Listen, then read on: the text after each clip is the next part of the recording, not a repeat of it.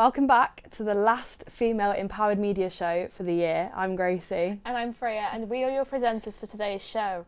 This is mad. We've come crazy. to the end of the year already. Oh. So if people don't know, we have produced the entire season of Female Empowered Media this year, and it's been such a pleasure on my end. I don't know about you guys. Absolutely has been, honestly. It's because we were both part of F.E.M last year, weren't we? As presenters, reporters, all of that lot. And we both loved it, and it was also, correct me if I'm wrong, but our first things that we ever did, both of us. I started with F.E.M on my first week of uni, actually, so it's quite come full circle a little bit. I started with F.E.M when I was in my first week of uni, did a couple of like little segments, and then they had me on the sofa, and it was genuinely the most terrifying thing I've ever done. And now I'm sat here like, oh, this is second home. Like, I feel so comfortable here, and it's really cool.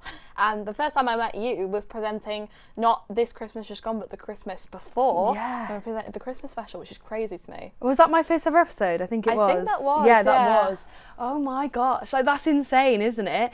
And now Freya and I produce it. So Freya produces, I assistant produce, and it's like, it's crazy that we both started here, and now here we are, and now we're at the end. I know, after presenting for 24 hours with each other, this is the last time we're going to be presenting together, which is crazy to me. I know, yeah, Freya and I did it's called Charity Campsite, and it's basically like a fundraising event that Shock Radio and TV do, and we did 24 hours of broadcast. Insane. I know, I'm surprised we're not sick of each other yet. I know, the time will come, I'm The sure. time will come, unfortunately. But yeah, it's really cool to be back here and presenting the final episode of F.E.M for this year, so should we get started? Let's crack on. So to start today's episode, here's some female-centred news stories from the last week that we call our news wrap. So Monday saw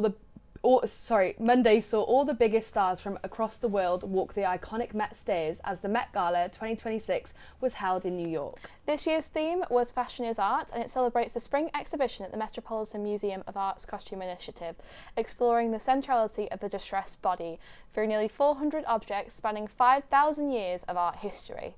Now, I don't know about you, Gracie, but I have a couple of highlights. One was on the screen a couple of seconds ago, and it is Sabby C, Sabrina Carpenter.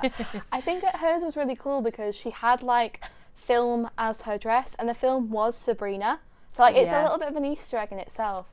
I liked Rachel Zegler's because she was kind of going for the Lady of Jane Grey, I think it is, where she's, like, getting executed, and it's a really important piece of art, and I thought that was really cool. But what are your highlights? My personal fave is Scissor. I love the pop of yellow. I feel like we don't see all that much yellow on these sort of events, but I think it was great, and the headpiece, stunning.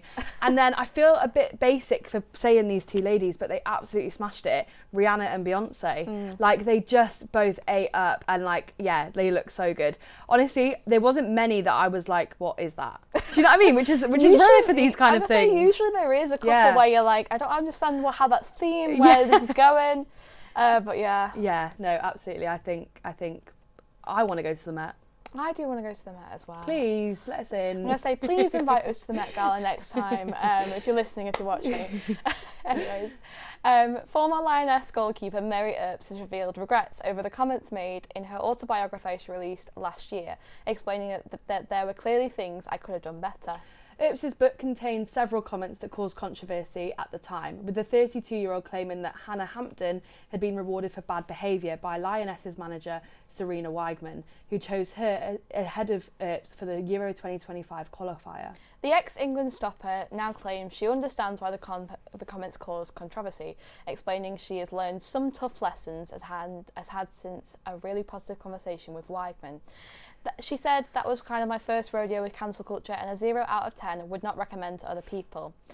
And she told that to The Guardian after the opening of a community football pitch in her hometown of Nottingham. She takes full responsibility and also revealed that she has made contact with her former national team boss, Wiegman, and that the pair have cleared the air. Doriane Pin has made history by becoming the first F1 Academy champion to complete a Formula 1 test. The Mercedes development driver piloted the 2021 World Championship winning W12 Mercedes car, clocking in 76 laps of the Silverstone National Circuit on April 17th, and she became the first French woman to drive modern Formula 1 machinery and the first woman to drive a Mercedes F1 car. The 22-year-old undertook a total of 200 kilometres of running on the day. She said, driving an F1 car for the first time was unreal, said Pin. I am very grateful to be given this opportunity and to be surrounded by this incredible team. It was a unique opportunity and I made sure to enjoy my day to the fullest, along with doing the best job I could. Whilst being a female driver doesn't define me, it was great to show what we can do. It was an extremely emotional day and I'm so thankful I was able to share this experience with my family. Speaking on this achievement, Susie Wolfe, Managing Director of F1 Academy, said, "Seeing our F1 Academy champion test a Formula One car for the first time was incredibly special. I'm immensely proud to hear the team's feedback that Doriane did a great job. She had no issues physically, and becoming the first woman to drive a Mercedes F1 car and our first champion to do so is a true testament to what's possible." Now, Olivia Dean has been no stranger to Manchester this year. She headlined 2 nights at the Co-op Live on the 25th and 26th of April, and it marks the 4th time performing in the city this year with her stunning Albert Hall performance, her Brit Showstopper and her intimate Mobo set. Upon announcing the Art of Loving tour, tickets started flying off the shelf, and sadly, I don't know about you, Gracie, but I didn't get tickets. No. Many of her older songs also made it to the set list, from one of her first singles, OK, Love You, Bye, and throwback song, Echo. Even as the instrumentals began, fans were already hyped. This wasn't a crowd of casual listeners. Many had followed her for years, but even first-timers were clued up on her earlier work. She then heads up to Sunderland in the next couple of weeks to headline the Sunday of BBC Radio 1's Big Weekend. That's the end of our news wrap for this week. Now, Friday not only marked the release of us from the chains of our final project, hell yeah, but also the release of the highly anticipated sequel, The Devil Wears Prada 2. The film picks up 20 years after the 2006 original, which saw Meryl Streep take on the role of fierce fashion boss Miranda Priestley and Anne Hathaway starring as her assistant Andy Sachs. The second film tries to adapt to modern times and modern thinking, as stated by Hathaway in an interview, where she claims that in the second feature she wanted to include a wide variety of body shapes and sizes to represent a more unified fashion world. I'm feeling fab, I'm feeling free, I feel exceptional. You are here to help us through our current scandal. Click, click, click, click, everywhere. But I did not hire you, and all I need to do is bide my time until you fail. Won't you take the train, dear? Might show up late, might be on time, just wait, I'm coming.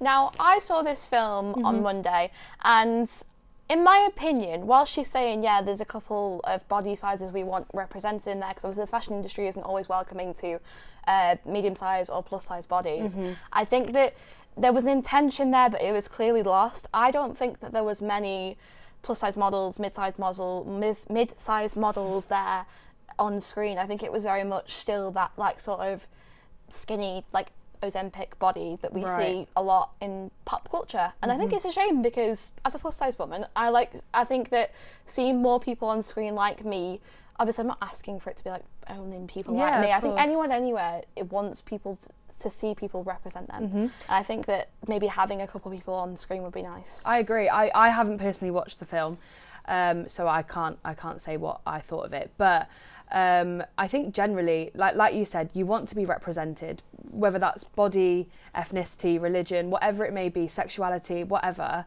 You want to be represented, and it's really powerful. The power representation is incredible, and like you hear people all the time that resonate with a character so much because of maybe how they look, and if they can relate to that.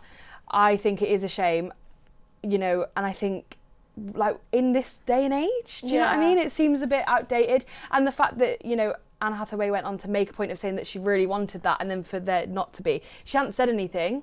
Maybe then this wouldn't be as highlighted as much. But the fact that she was like, oh yeah, I've really pushed for this, and then if most people aren't necessarily feeling that is what's happened, it's a bit of a shame. Yeah, obviously that's just my personal opinion, but I think that there may have been something there that could have been cut or anything. There might be respect to her. There might have been things filmed that we didn't see. That always happens in filmmaking. But it's a shame that we didn't see the final project, because I think it would have been something that really is good and sort of makes it more normalised and stuff. I think because in the last couple of years we've sort of seen people, without saying it, turn to these drugs or these like Ozempic, for example, and I don't know, it sort of bring it back to that like 2000s like toxic body culture, and I'm really not a fan of it. No, me neither. And I also think that there is there's a thing at the moment where also in films, TV shows, whatever it may be, the plus size woman, and it does tend to be a woman most of the time, is the funny character. Yeah, it's been a big thing, like, because growing up and stuff, this is not a pity party or anything, but like watching films, the only kind of outlook that I had was the funny side relief character, or like anything that like wasn't the main character. And if it was the main character, the storyline was about her weight. Yeah. And like, as much as I love like Hairspray, for example, or like anything like that, there's a big emphasis on Tracy being quite big and like that, like, yeah, it doesn't define her, but I think about it of Pitch Perfect with Yeah. Rebel Wilson and Fat Amy, and I mean, when you watch the film now as well, because also you brought up to think that she is fat. I watch it now and I don't think she's fat at all. Do you know what I mean? It's crazy that that's even a thing. But like, I would class myself as a plus size woman as well, and I think it's so damaging to be brought up like around those things and that ideology of. And also, did you watch I'm a Celebrity this year? I did, yeah. So the comments that like David Hay, for example, was making about the ugly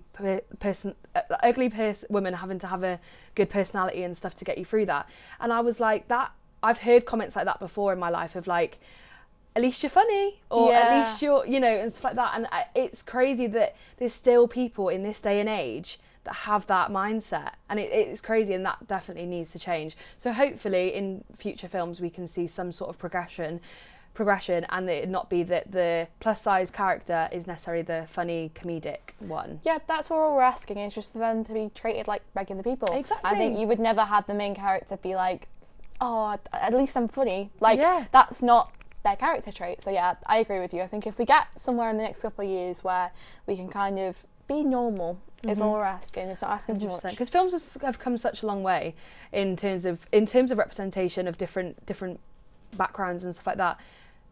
I think this part of it is still underrepresented for sure. Representation of women as well. If you think about like where women have come from, like I talk about this for ages, but like we've come so far, but yet there's still so far to come. That's all I'm going to say. So. Hell yeah, on that. Hell yeah. Well, it has been an incredible season. I think it's fair to say that. It's been, from us, like obviously like we said, we produce it. I think it's been a really special season, and producing it has given us a different mindset, I think, of seeing all the girls that come in. 100%. I think that I still have people coming up to me and going like, you don't know how much this like helped me confidence wise, whether it is here or our sister show on Shock Radio, F.E.M. Yeah. There's been a lot of people from there who have come forward and been like, you know what, I wouldn't have done this if like we didn't have you sort of like telling us stuff like that. And I'm like, this is it makes me emotional, because like I don't think we see how much it does. Like, obviously it's done stuff for us, and you don't see how much it does for other people until we start actually doing it. And I've loved it. Like you said, we see different perspectives, but we also see what it takes to make this show. And it's not easy sometimes. It's not, but it's all worth it when you get those comments, isn't it? And I think, yeah, like you said, it helped us a lot, and we probably wouldn't be here now if we hadn't started F.E.M. Oh, 100%. back then. Do you know what I mean?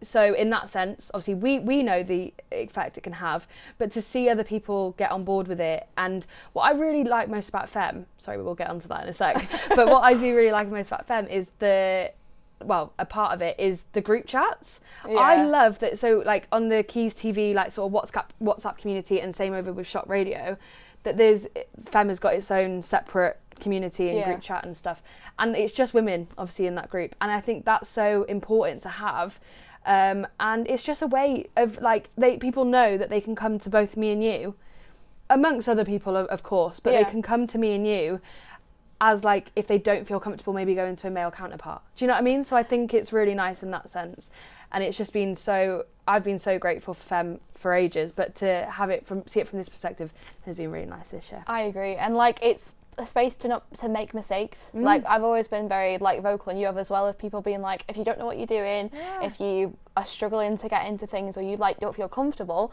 then come shadow, come make a VT, come make a silly VT about us going bowling, like that sort of stuff. Honestly, mate, 2 years in, I still don't have a clue what I'm doing. Do you know what I mean? Like, so let's all mess up together. Like, it's so fine. But all the episodes have been great as well. They've been great. I just love seeing a brand new set of faces every week. That's what I've really loved. And people who are maybe in their first year or who have not done TV presenting before, like them coming and sitting on this sofa is the biggest highlight, and they're just seeing them like smile is the biggest thing for me. 100%. Yeah, it's been great. It's been an absolutely amazing year. It's been a pleasure. Well, here's a recap of said year of female empowered media. Welcome back to Female Empowered Media. I'm Chloe. And I'm Sophie. I'm Soph. And I'm Daisy. I'm Olivia. And I'm Freya. I'm Gabby. And I'm Ruqayya, and we are your presenters for today's show.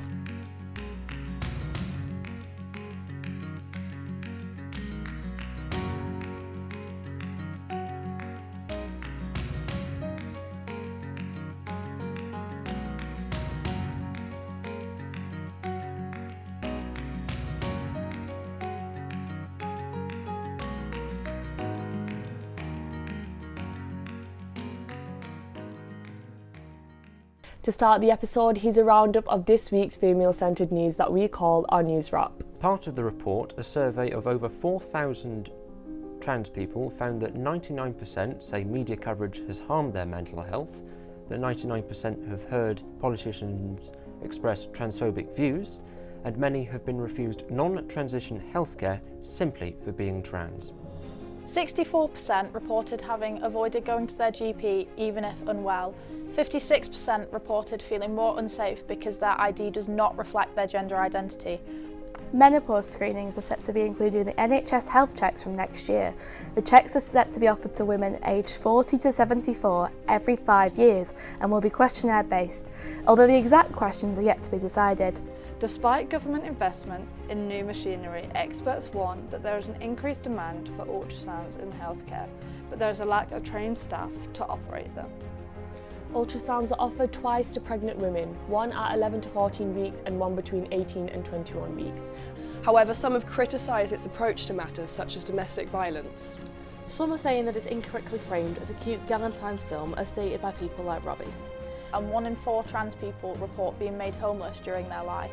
Certainly a lot of room to improve, as is necessary, if I do say so myself as a trans woman.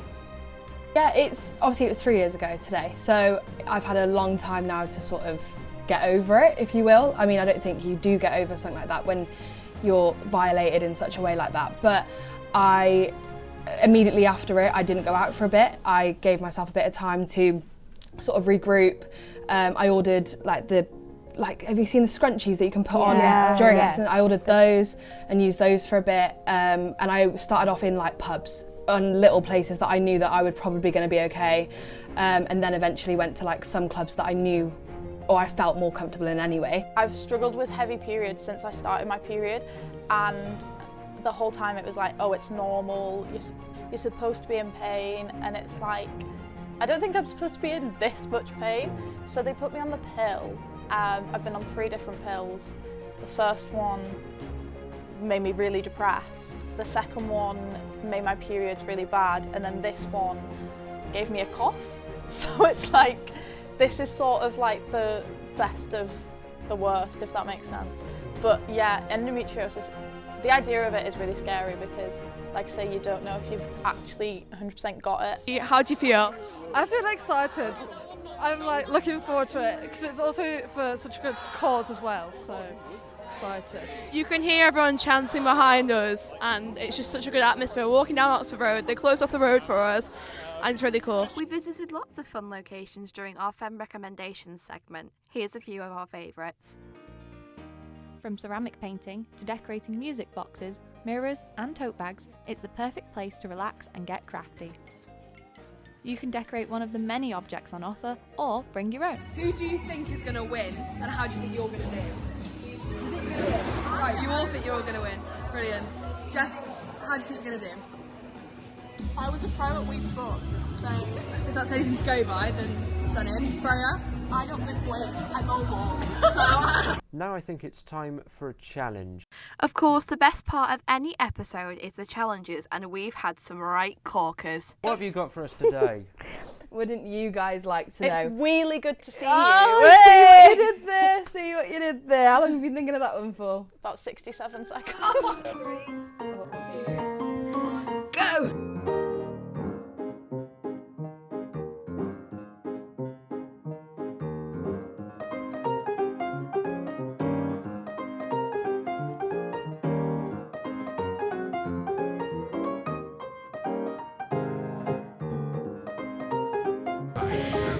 Hello, sorry to disturb. Do you know Gracie? Liar. See, I don't believe you for some reason or not. Do you have an egg? We've seen her with eggs. There's an egg in this area. In this area? Right, okay. Do you want to take a seat? See, I'd love to. What are we discussing? First one secured, thank you so much. So sorry about this. But we'll win, it's fine. Okay, so we're gonna go in 3, 2, 1.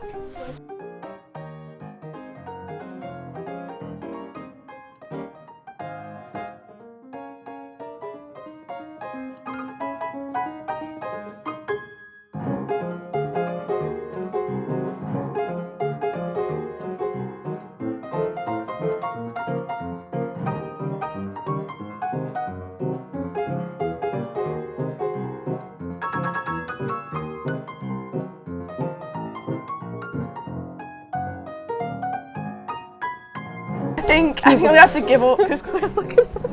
I'm sorry. I think. Do you want to come sit down? Olivia might win. Come sit down. You have a hat. I've got to sit down like this.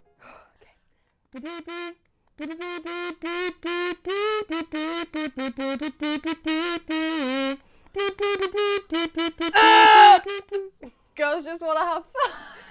Yeah, by Miss Cindy Lauper. Thank you to absolutely everyone who got involved with F.E.M this year.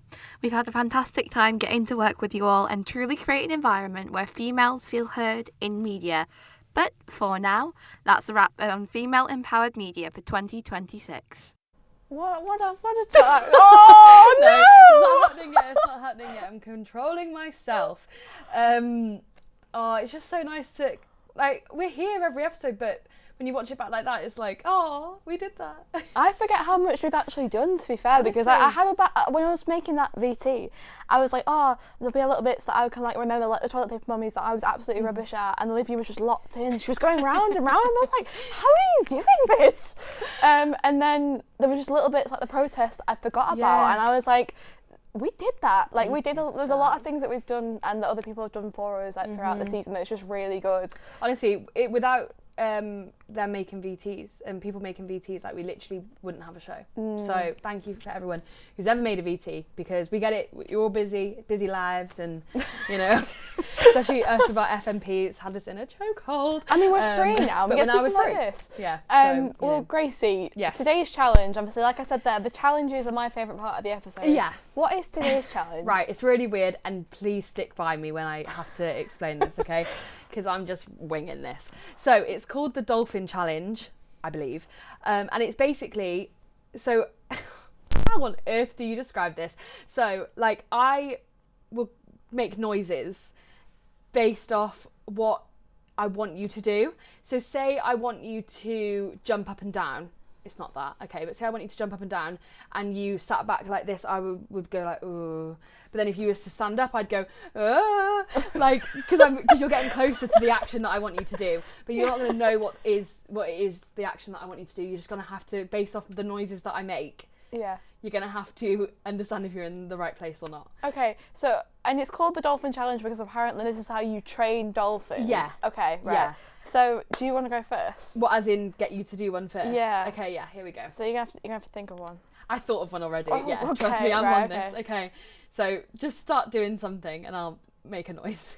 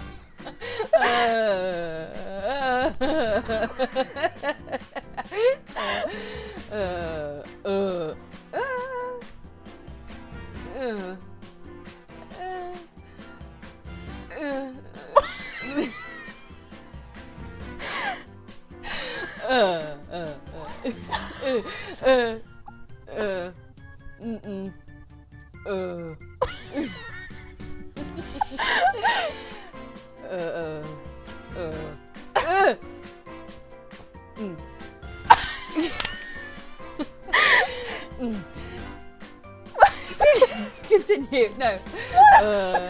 What you want from me?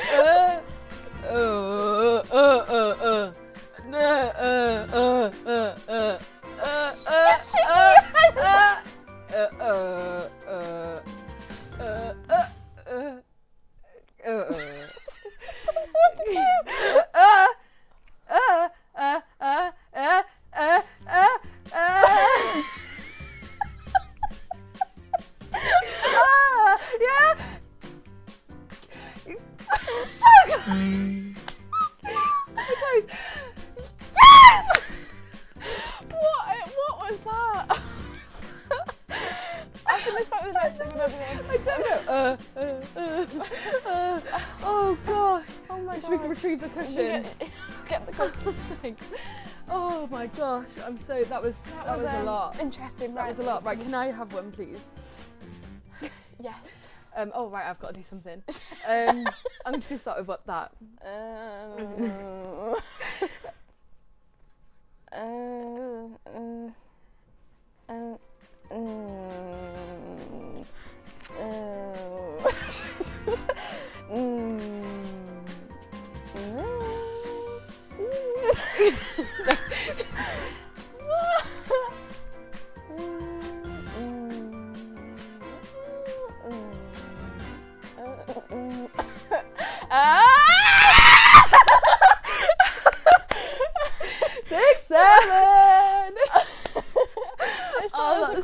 That is such a Gracie one. Thing. Oh, yeah. That might be the best thing we've ever done. That's so good. I can't wait to listen to that back. And I'm going to listen to it on public transport, volume all the way up. And so everyone's like, God. What on earth is going on over there? That was so good. My voice is gone. My voice is gone. Well, after that intense challenge, it's time for a nice little message from some of our F.E.M girlies. Yes, so I asked for some of the ladies that work here on F.E.M to send a video of what F.E.M means to them. So let's take a look. Hello, I'm Chloe. F.E.M is a great space for like women at the university to speak about things that wouldn't normally be spoken about, like about women's issues, about whatever's going on in the city, just about us. A little spotlight on us, never hurt anyone. And it's a great place to make friends as well. I've really enjoyed meeting everyone here and taking part throughout the couple years I've been at this university, and I hope it keeps going, and I hope to meet many more people along the way. F.E.M for me is more than females empowering media. It's a place to expand, explore, become who you want to be. It's a safe space for anybody who's a bit different. It's a safe space for just being you and yourself, but not only that, being able to do stories that might not appear on the news usually, but is still affecting a lot of people and a lot of minorities around there. And I think F.E.M is so important to continue at the university because of just how much it does and brings and connects all of us together. At the end of the day, we, as women and people who are AFAB as well as trans women, we are separated or made into like individuals when we are all can be connected and help individuals like us and help us tell the stories that impact us and help us learn from each other. And I just love F.E.M. I just love F.E.M. What do you want me to say? I love F.E.M. That's what I want to say. I love F.E.M. F.E.M for life.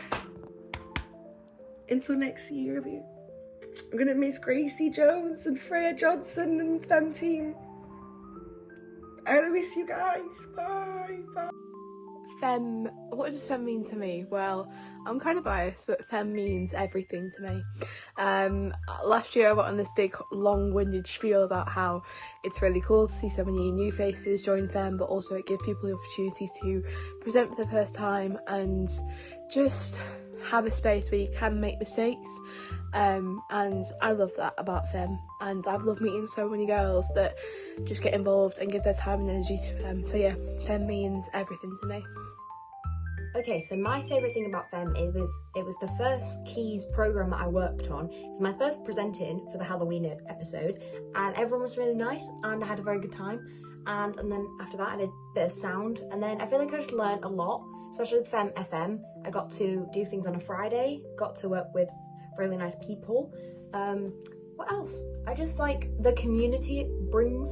Like, I went on the Reclaim the Night March, which was really nice, because it was just such an empowering event, and I feel like I just met like lots of nice people, and that's good. And I've learned a lot through it, like using the studio and bits like that. So yeah, I think F.E.M is really helpful, and it covers women's issues, and it creates a space where, especially in a very male-dominated industry. Hello F.E.M, what an absolute amazing year it's been for F.E.M, honestly. Like, it's been amazing, and seeing all the new people come in and try something out has been incredible. And what does F.E.M mean to me? Well, it means women empowering women, and I think we've seen that this year on F.E.M, from people starting out, never done any sort of TV presenting or production, anything, and then coming on, whether that's F.E.M or F.E.M FM, like, it's just been amazing. And I think we've got a really nice community over here, and of empowerment, but also just being there for each other. It's really nice. And like that group chat, it's so nice when you have it where like you're celebrating people's awards or anything like that. So I'm really proud of the little space that we've managed to carry on over here. And yeah, I just think F.E.M is so important, it's so needed in an industry like this. I absolutely love being a part of it. So thank you for such a wonderful year. F.E.M's really important to me because it gave me the first chance to present in my uni life as a first year student, and it was the first time seeing a women-led team producing something on Quays TV. It was really inspiring to see that we platform stories and messages that appeal towards a female audience and give voice to stories that probably wouldn't be heard on national television. I think it's really inspiring to see women come together and produce something that is going to benefit other women and inform them of things that they need to be aware of. That's why I think F.E.M is important to me and in general to the University of Salford. Oh, please don't come back to us. Oh my god. We're both a bit... Oh. No, don't close up on me, please. It's so... When you see it like that, it's just... We did it. We did it. I was really doing well at holding myself together, and that was... Oh my god. Honestly, it's been great, it's been grand, and I think it's all about us celebrating other people as well. It was like on Friday when we got a message through from from Gabby, who I'm going to read a message from in a sec. Let me get my... I've just forgot about that. Gabby did send us a message, and Gabby has genuinely been like one of the centres of F.E.M FM this year. I tell you, F.E.M FM started in September, and Gabby has been on more F.E.M FM shows than I think we have. Then we've had roast dinners, mate. Yeah, she's so good, and yeah, she put I put a story out, and she put, F.E.M has meant everything to me. It's building a community for women to feel empowered, and I'm just so proud of everyone, and that really resonates with how I feel, because I'm very proud of everyone. Me too. And it's sad because we've built we're part of this community, and yeah, we're going to still speak to the people that are part of this community, but we're not going to see them week in, week out, and see what incredible things they're going to be doing. But we will be watching. Well, we will. Yeah, we will be watching. We'll be watching. So we will be watching. I just think that I just think that everyone's done really well, and I'm so proud of everyone, and I'm very proud of this lady sat next to me. I don't think I would have done as much as I could have done without this lady sat next to me. No, I literally wouldn't have wanted to do it with anyone else. Do you know what I mean? I think it's been such a bonding experience for us. Oh no! I think it's been such a bonding experience for us, but also this wasn't supposed to happen. But also, like, just for us to be able to carry on where Anna and Emma left off, I think we're both so proud of that as well, because we both look up to Anna and Emma so much. So for us to be able to fill those shoes, and I think we've done a pretty good job. And like, if I do say so myself, I'm so proud of it. I second that. I remember going up to Anna and Emma in first year at Journalism Awards, which was about to happen for us, and saying, I was a bit drunk, and saying, I want to be you so badly. I want to be you guys so badly, because they were just the biggest inspirations for us. And my one thing in September is, I don't want to let you down. I don't want to let anyone else down. And I don't want to let them down. So we didn't. You didn't, baby. You didn't. You ate that up. Right. Let's end the show. So, sadly, I don't even want to say this. Sadly, that is all we have time for today. Thank you to everyone who was involved in today's show.